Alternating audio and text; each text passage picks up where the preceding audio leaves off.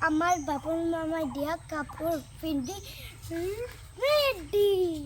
এতিয়া দহৰ আহি আছে যেতিয়া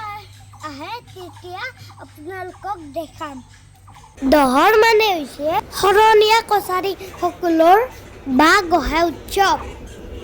এই বাঁহ গোঁসাই উৎসৱ প্ৰতি বছৰে বহাগৰ মাহত পালন কৰা হয় পূজাৰ যোগাৰৰ কাৰণে দেউৰী আহি পাইছে ময়ো বতাত পান তামোল গামোচা লৈ ৰেডি এইফালে আইতা এটা আহি ধুনীয়া নাম গীত গাই আছে আৰু এনেকে ফূৰ্তি কৰি পূজাৰ যোগাৰো হৈছে প্ৰভুৰ মহিমানো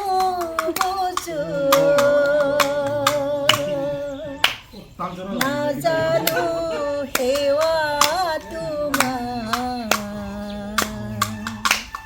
হৰিহে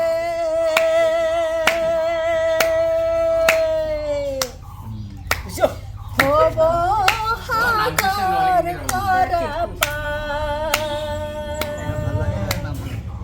শাস্ত্ৰৰ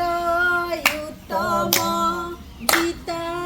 ভাগৱত ধৰ্মৰ উত্তম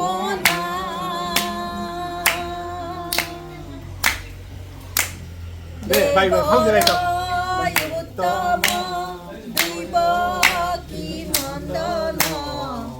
চৰণে কৰো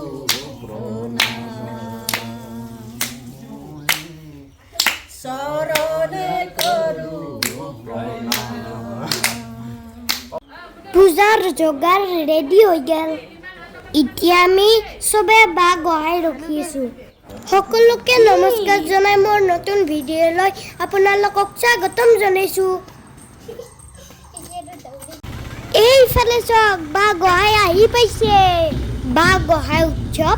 ককাৰ জন্মলগ্নৰ পৰাই প্ৰতি বছৰে ককাহঁতৰ ঘৰত পালন কৰে বাঁহ গোঁসাইৰ লগত অহা সকলোৱে খোজকাঢ়ি আহিব লাগে আৰু জোতা চেণ্ডেল পিন্ধিব নোৱাৰে বাঁহ গোঁসাইটো লৈ অহা হৈছে বাক্সা জিলাৰ মচলপুৰৰ ওচৰৰ কাটলি গাঁৱৰ পৰা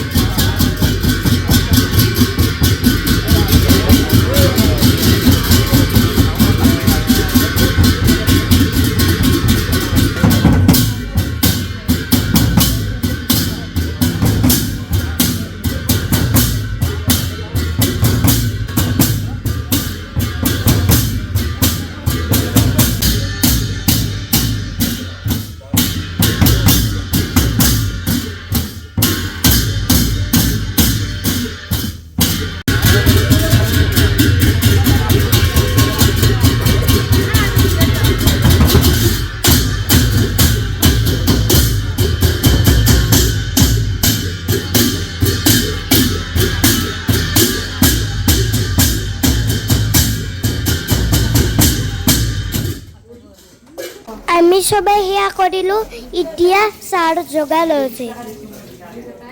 চবে চাহ কৰা আৰু চাহ দিয়াত ব্যস্ত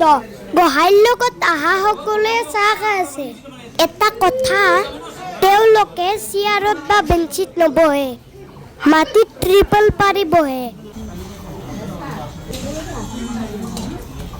পূজা প্ৰায় আমাৰ হৈয়ে গ'ল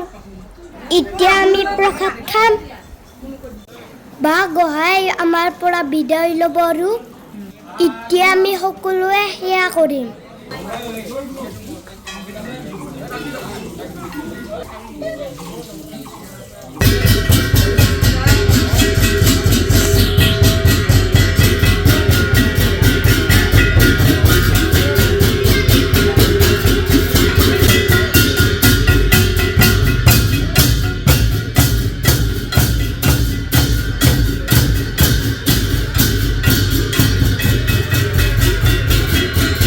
এতিয়া ককা আৰু আইতাই পৰম্পৰাগত